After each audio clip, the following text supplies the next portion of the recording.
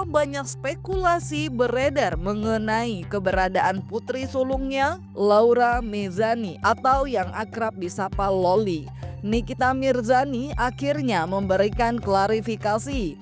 Setelah sempat beredar kabar bahwa Loli ditempatkan di sebuah padepokan, Nikita langsung mengunggah momen memperlihatkan putrinya sedang berada di tempat yang baik dan aman. Nikita juga menjelaskan bahwa putrinya kini tinggal di sebuah yayasan swasta yang mana serupa dengan rumah aman, tetapi memiliki biaya bulanan untuk fasilitasnya. Menurut Nikita, Loli menjalani kehidupan seperti di sekolah biasa. Ia mengikuti berbagai kegiatan termasuk belajar bahasa Inggris dan materi akademik lainnya. Nikita juga menegaskan bahwa lingkungan yayasan tersebut dihuni oleh anak-anak dari keluarga berkecukupan karena semua fasilitas berbayar. Tapi alangkah eloknya ketika kalian menjadi akun haters gue, mendapatkan suatu informasi, itu jangan langsung ditelan. Terlihat sekali bodohnya. Lu pikir Laura gue taruh di padepokan? Lu pikir Laura lagi belajar ilmu kanuragan? Lu pikir Laura gue suruh belajar silat? Lu pikir Laura gue suruh belajar ilmu kebal ditaruh di padepokan? Dia itu ditaruh di yayasan sama persis seperti rumah aman. Cuman rumah aman itu di bawah naungan negara. Jadi gratis. Cuman kalau mau makan, mau beli apa tetap beli sendiri atau bayar. Kalau di yayasan ini tidurnya bayar, kegiatannya semua bayar. Nah, di yayasan yang baru ini Laura banyak sekali kegiatannya. Seperti belajar bahasa Inggris, belajar seperti sama layaknya di sekolahan. Sama. Bedanya di yayasan ini semuanya bayar karena swasta. Didirikan sendiri sama salah satu perempuan, suami istri ya, yang memang dia mendirikan rumah ini khusus untuk anak-anak yang bermasalah dan pengen ditolong lalu masih ingin mengejar cita-citanya. Jadi tidak ketinggalan sama pelajaran-pelajaran yang sudah lama tidak dipelajari gitu. Bukan di padepokan kayak si antek-anteknya pengusaha lu ini bikin. Kan gue ngakak ya. Aduh ya Allah, terusin say. Contoh seperti fotonya Laura yang saya posting di sebelumnya. Dia sedang melakukan kegiatan belajar. Kenapa sih saya blur di sebelahnya dan cuma kelihatan kakinya? Karena saya menjaga privasi dari wali murid, orang tua yang menitipkan anaknya di situ. Karena yayasan itu bukan untuk orang-orang yang tidak punya uang. Yayasan itu rata-rata anak-anaknya orang kaya semua. Makanya saya ilangin, cuman kaki-kaki di bawahnya aja masih ada ya. Karena saya menjaga privasi dari anak-anak yang dititipkan di situ, paham ya? Nah itu dia sedang melakukan aktivitas belajar, paham ya? Jadi dia bukan lagi belajar ilmu menghilang, dia belajar ilmu pendidikan guys ya. Kalian kalau masih nggak paham juga, serah, atur aja ya. Laura cantik, sudah balik seperti anak Nikita Mirzani yang diurus. Yang jelas Laura itu beda jauh sekali sekarang ini. Yang saya katakan dia sudah menjadi Laura Mezzani Mawardi, anaknya Nikita Mirzani. Santai, senyum, ketawa. Om gimana om, ngobrol sama saya, kan saya dipanggil seperti itu sama dia. Santai, saya berapa kali ketemu sama dia, kita ngobrol, kita santai, kita makan rame-rame. Nah, banyak hal yang disampaikan kepada saya, tapi saya tidak perlu sampaikan kepada publik ya. Tapi kalau misalnya nanti mendapatkan izin dari orang tuanya, ingat. Sebagai ibu, Nikita menegaskan bahwa akses bertemu Loli sangat terbatas. Hanya keluarga terdaftar yang dapat menemuinya. Bahkan komunikasi melalui telepon pun harus mendapat izin dari Nikita terlebih dahulu. Dengan pernyataan tersebut, Ia memastikan bahwa Loli berada di lingkungan yang aman dan terkendali. Nikita pun berharap publik tidak lagi menyebarkan spekulasi yang tidak berdasar. Kalau yang bilang, "Kak, jangan diposting, nanti ketahuan tempat yayasannya." Berarti bener kan di yayasan, bukan di padepokan? Iya kan di yayasan. Lagian guys, kalau ketahuan juga nggak ada masalah, ya, nggak akan boleh ketemu, nggak akan boleh masuk, kecuali orang tua dan keluarga yang sudah terdaftar namanya di situ. Lu mau jajawakan, mau ngereok sekalipun, mau ketemu Laura nggak bisa, ya nggak bisa. Pokoknya pertama, ini bukan milik negara, milik swasta. Jadi siapapun yang ingin bertemu atau telepon gelap pasti nyambungnya ke gua. Orang yang bertanya itu harus orang yang punya hak. Yang punya hak itu berarti ibunya, pengacaranya, atau orang yang diberi kuasa oleh ibunya.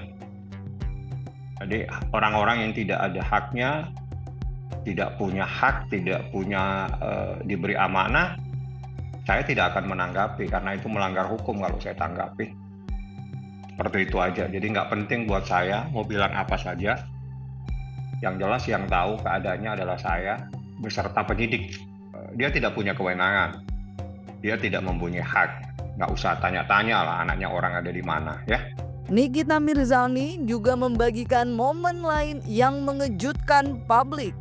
Ia mengunggah potongan video Loli menangis terseduh-seduh dipeluk seorang pria. Wajah keduanya tak terlihat, namun suara sosok tersebut sangat jelas memberikan dukungan dan nasihat kepada Loli. Melihat hal tersebut, banyak yang menduga bahwa pria yang tengah bersama Loli itu merupakan ayah kandungnya. Ya, sehingga supaya masalah ini cepat selesai, Loli cepat di rumah, papi bisa lihat setiap hari, ya kan? Ya udah. Ya. Laura tuh setiap malam punya temen ngobrol, dia bisa bercerita gitu kan, ditanya masalahnya Laura apa, sampai akhirnya dia bisa berdamai dengan dirinya, dia bisa jujur sama dirinya, dan dia sudah mengakui apa yang sudah terjadi selama 1 tahun belakangan ini tanpa ada paksaan. Kalau kalian tidak percaya, nanti minggu depan Laura akan press conference secara terbuka. Karena setelah masalah ini selesai, Laura akan pergi lagi ke suatu negara karena dia pengen sekolah katanya. Ya sudah, sebagai orang tua yang masih mampu untuk membiayai anaknya sekolah, ya sudah, karena memang umurnya pun masih memungkinkan untuk sekolah, jadi ya disekolahin lagi. Tapi kasus ini harus selesai. Berbagai unggahan yang dibagikan oleh Nikita seolah menjawab pertanyaan dari sebagian publik yang penasaran. Apalagi seharusnya pekan ini Loli dijadwalkan untuk menggelar konferensi pers di hadapan awak media. Namun kabarnya terpaksa diundur karena Fadel Bajideh yang seharusnya diperiksa atas laporan dugaan tindak asusila Senin kemarin tidak hadir. Nikita pun menjelaskan bahwa ia akan tetap menggelar konferensi pers, namun setelah Fadel hadir ke kepolisian. Lantas, benarkah hal tersebut ada kaitannya dengan kabar bahwa Fadel akan segera ditetapkan sebagai tersangka? Saya udah bilang, Laura itu sudah sadar dan dia bakal preskon. Kok Loli mau preskon ada yang ketakutan? Kenapa? Kalau emang nggak ngapa-ngapain dan tidak mempengaruhi pikirannya Laura, ya nggak usah takut, santai. Laura nggak dalam tekanan kok sekarang, dia bebas. Pikiran dia sudah jernih, dia sudah tahu mana yang salah dan benar. Jadi nggak usah takut.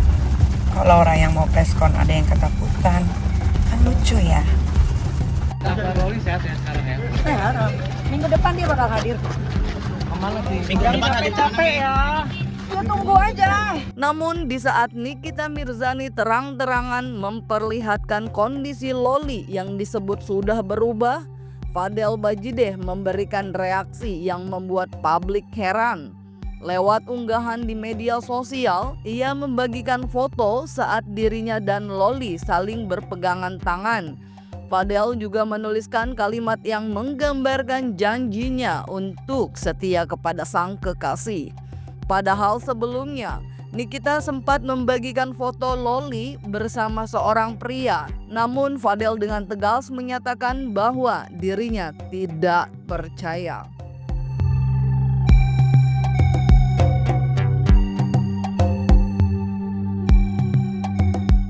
Itu foto baru, itu bukan editan.